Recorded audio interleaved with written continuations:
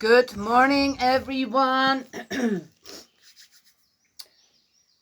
Mother's Day's over already. Mother's Days are. I'm not a big fan of Mother's Day, really, to tell you the truth. Oh, why? Oh, because you're not getting this. No, no, nope. Every Mother's Day I've ever had since. Uh, every Mother's Day I've ever come across since I've been a child. Oh, we used to.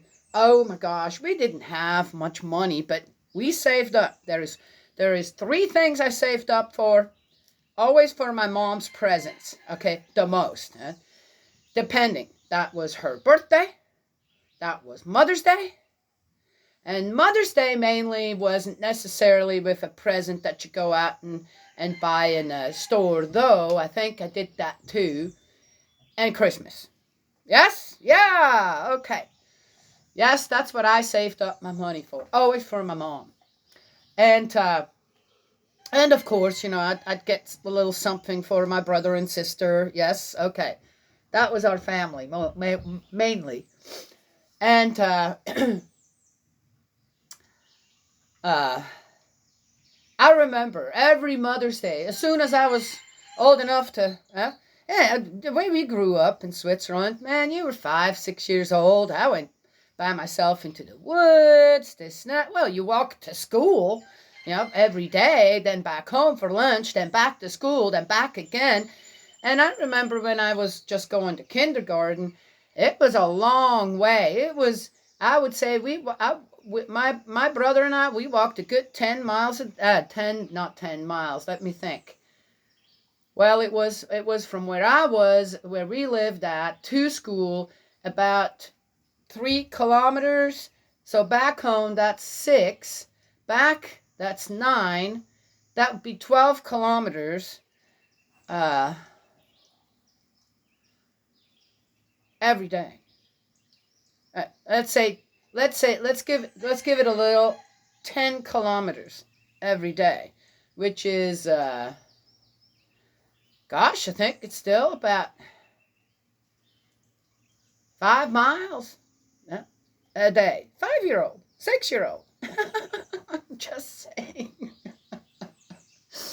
Anywho, and I know here in the mountains, the kids would even walk further.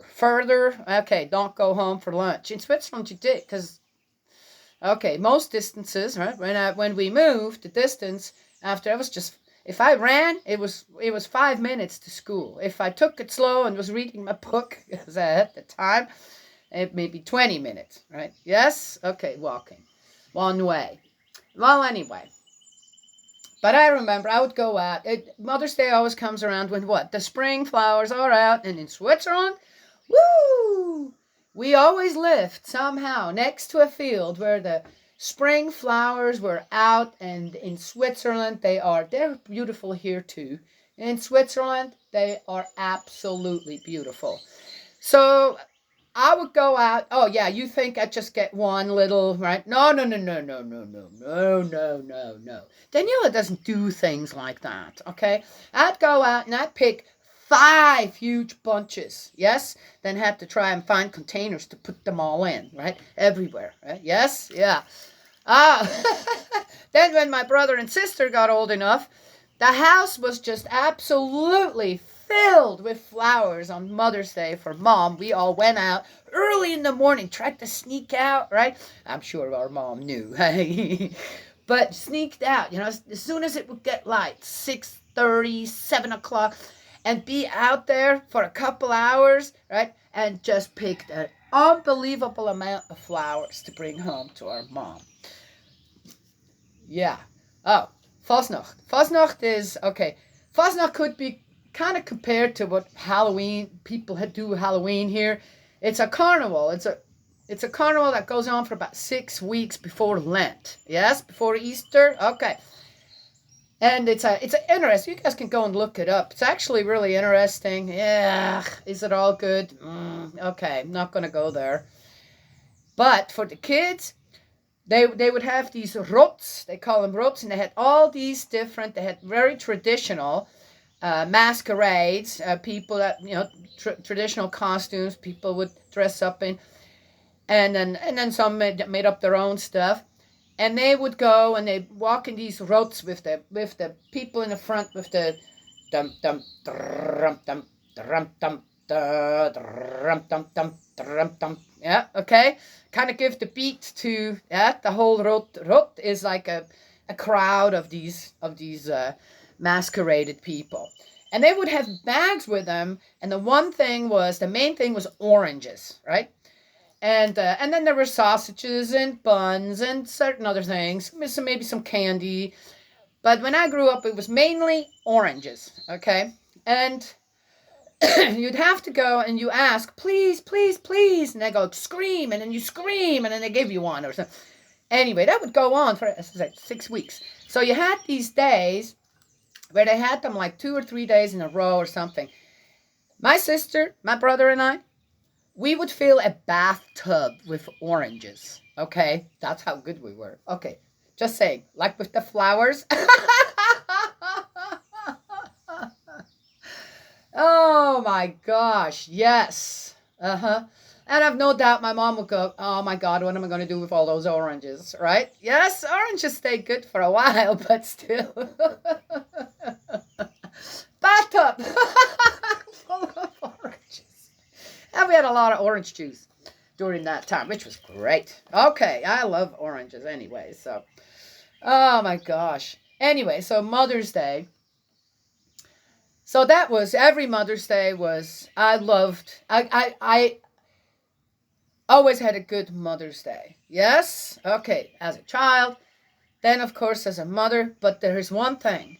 As a child, I didn't think that far, okay? But as I grew older and Mother's Day would come around, though I had always these great Mother's Days, okay, Mother's Days, and even to this day, my son was the last one to call me. So my daughter brought me that cookbook. My other two daughters also are moms, so of course, we have this kind of give and take.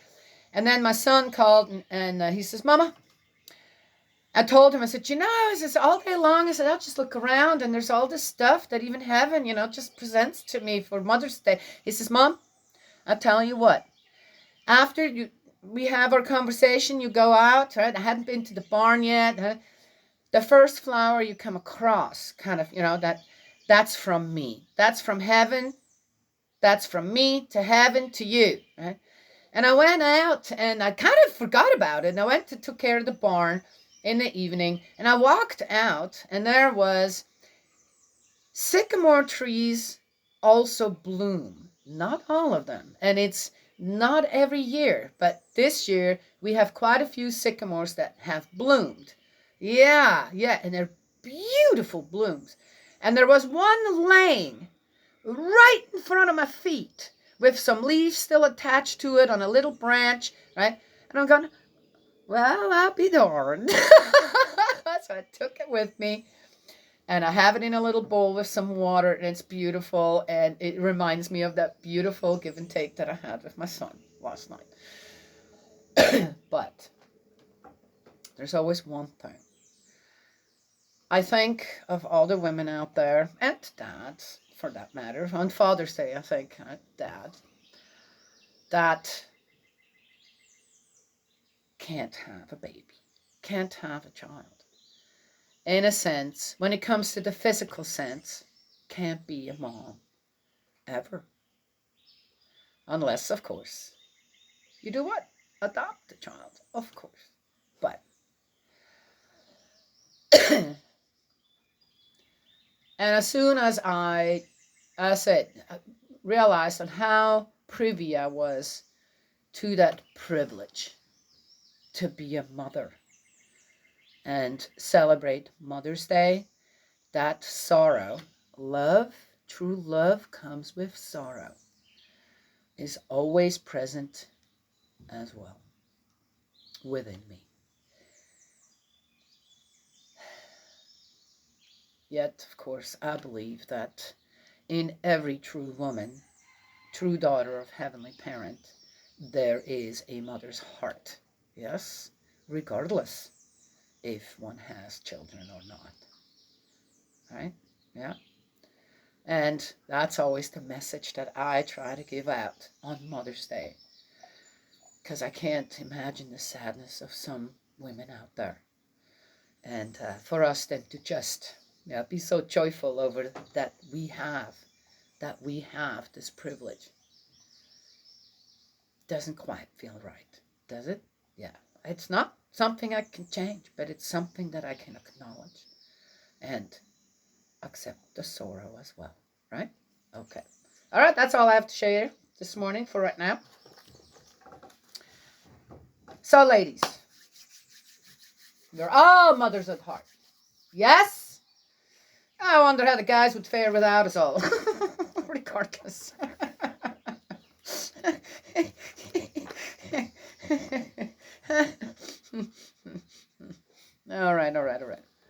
All right. So we are in the first book. We are in a book of Ezra. To just say book, not first and second. And yes, I got to get used to that. Book of Ezra. Then when I'm used to that, then I have to, there's 2 again? All right. 5. The rebuilding of the temple. 520 to 515 BC. So we did get a number, right? 5 years. So they have been back 5 years at least, right? Yes? 5 years. Only 5 years. We're not talking 25, 50 years. 5 years. And the conflict is already so great, right? Whatever. When the prophets, Haggai, so let's read the first, that was still a little part of 4. Work on the temple of God in Jerusalem then ceased and was discontinued until the 2nd year of the reign of Darius, king of Persia. Now 5 starts. That's a weird one. Why does it start in the middle here somewhere? When the prophets Haggai and Zechariah, son of Iddo, prophesied to the Jews who were in Judah and Jerusalem in the name of the God of Israel, who was over them, and they're telling me my sentences are too long all the time. Come on now, see? I'm doing all right. It's not even done yet. Zerubbabel, son of Shealtiel, and Yeshua, son of Yozadak, began rebuilding the temple of God in Jerusalem. With them were the prophets of God supporting them. That whole little section right there was 1 sentence. There. Ooh. Thanks, guys. Yes, of course, I know, but how do you explain it to others? It's in the Bible. Good one. It was then that Tattenai, governor of Trans-Euphrates, Shethar-Bozenai, and their associates came to them and asked, "Who gave you the order to rebuild this temple and complete the structure?" Oh, this sounds a little different than what we heard before. What are the names of the men putting up this building? Oh, does that matter? But the eyes of their God were watching over the elders of the Jews, so they were not forced to stop until a report could reach Darius, and an official reply about the matter could be received from him. Wait a minute. What happened to Artaxerxes and Xerxes? Now we're, only 5 years later, suddenly there is Darius? Already they're talking about Darius? Huh? What happened? We're doing this again in there, right? Yeah, well, it says right here, it's 520 to 515 BC, ceased.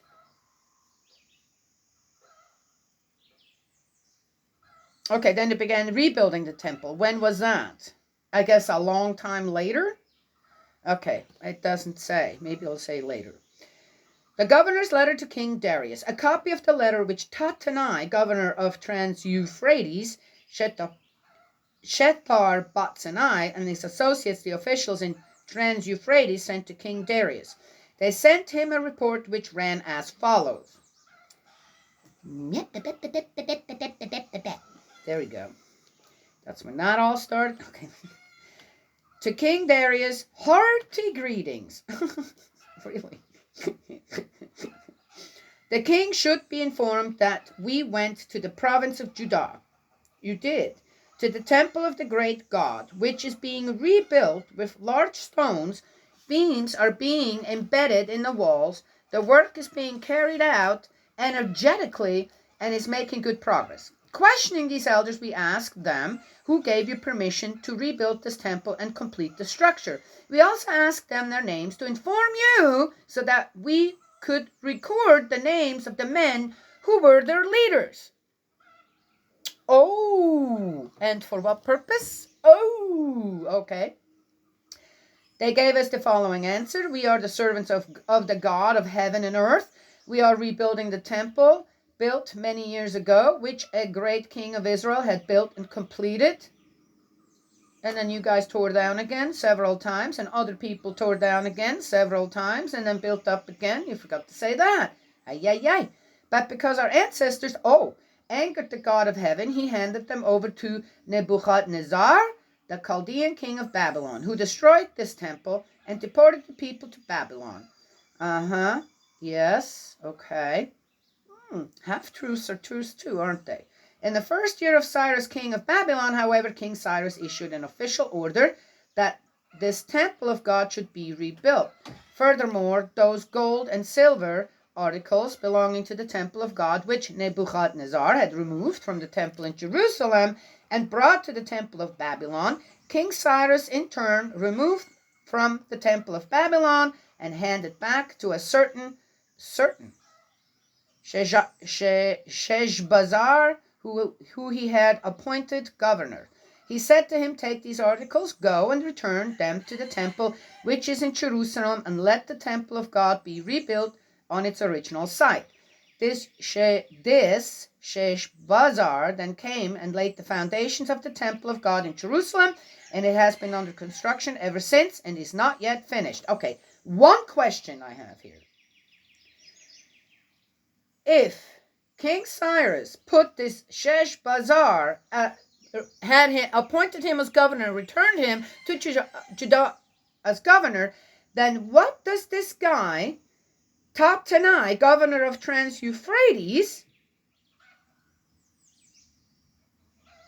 have to say about it all? Just wondering, right? It seems that now that the people of Israel, of Judah, are not under the governance of this, what's his name? Tatanai. But it's interesting on how they're addressing Sheshbazzar.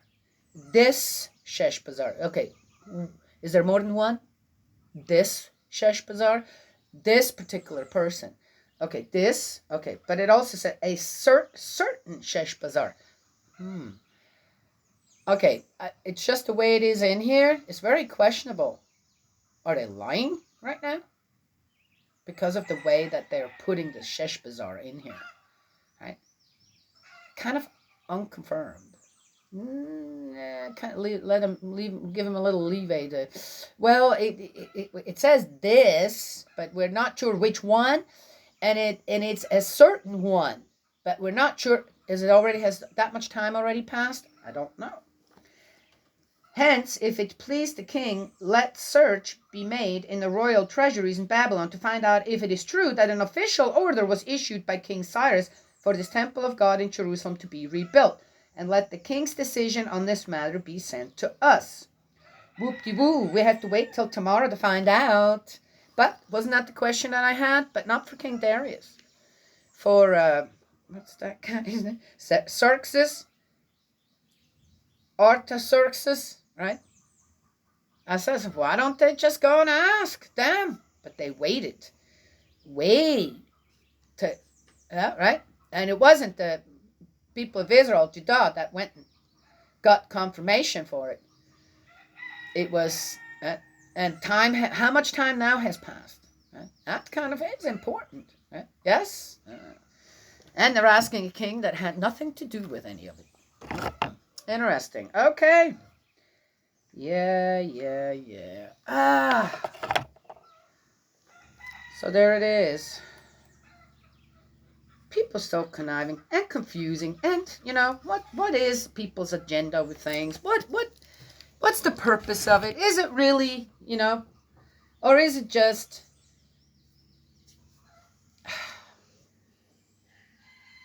I said this before. If you follow Heavenly Parent, you've got to be constant.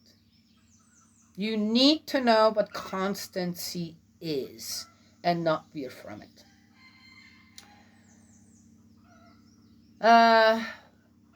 Every so often, of course, the kind of the hullabaloo, this is over now.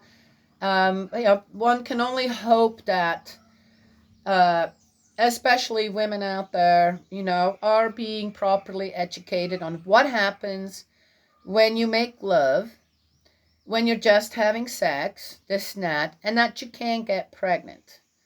That you are in a position with your partner, whatever, husband,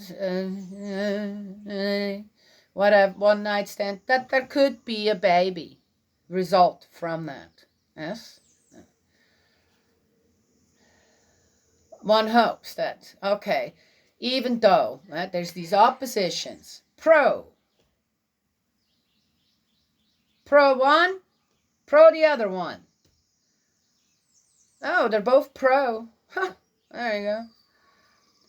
That you would hope that, right? Yes, that the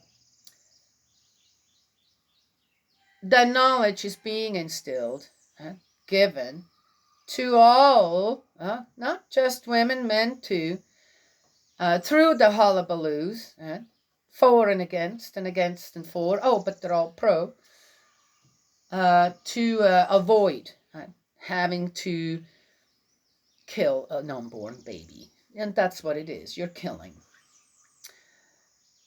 I find it interesting. And again, where is the mindset of the people? What sets us apart from understanding certain things better than others? Or are just willing to say, gosh, we got to take responsibility for that. Stop making excuses for all this nonsense out there. That's just downright wrong. And here it is.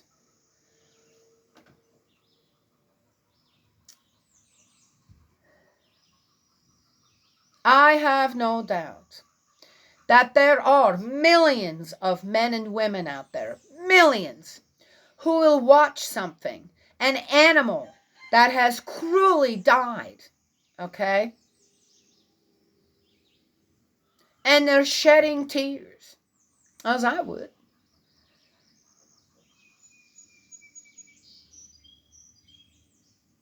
And that poor dog, that poor cat, that poor whatever didn't deserve to die. Yes? At the same time, in the way that unborn babies are killed, that's okay. They deserve to die. Yes, I'm just saying. They deserve to die. No tears shed. Just the will that I get to choose. Yes, that's a weird one in my book. A very, very weird one. I think I said that actually right.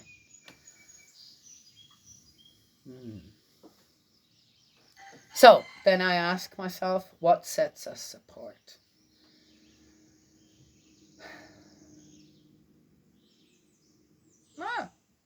Study should be done on that. Huh? Yes? Anyway, I observe. And sometimes, yes, my observations, thank God, are wonderful. The amount of young people finding to each other through marriage and having lots of children, and looks to me like they are all doing well and are successful, taking wonderful care of their children and their spouses. Yes? Love it. Haven't seen as much of that as in the last couple of years.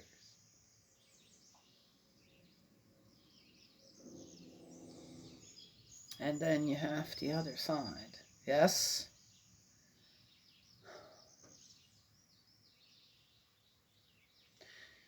I would say, I guess, to show people who have such cruelty within their heart. False, I say, having given the examples of a dead dog and a dead baby being aborted, taken apart, and pulled out of the womb. Okay, that's no, not one that's already. Sometimes a baby does die in the womb, natural causes per se. But I'm talking these atrocious abortions for no greater reason than, okay, I don't think I have to get into that.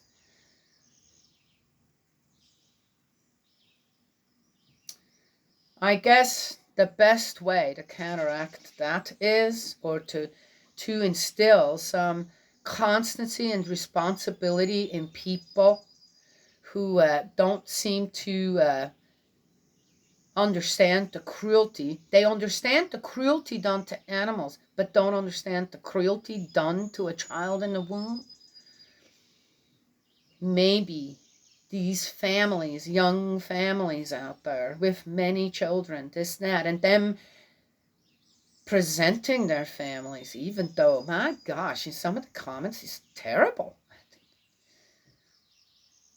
Maybe that is what will instill the desire, the proper desire in people that I just look at and go, I'm not sure what planet you're from, but dear me, what went wrong?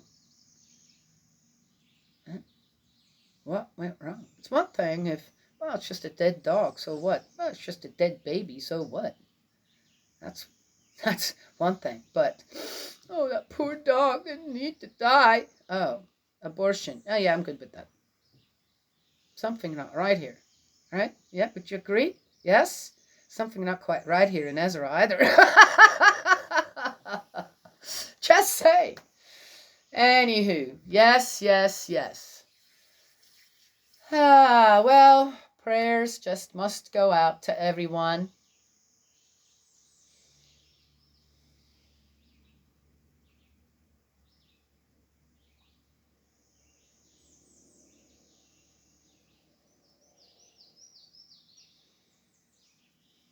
In the meantime, we observe and kind of bring some things to attention to people in a way where we're just asking. I observed this. Now I'm asking. Something not quite right. Is there? Yes? Oh. Anyway. Okay. That's all I wanted to share this morning. May Heavenly Parent bless you and protect you, embrace you with love. And I will talk to you all tomorrow.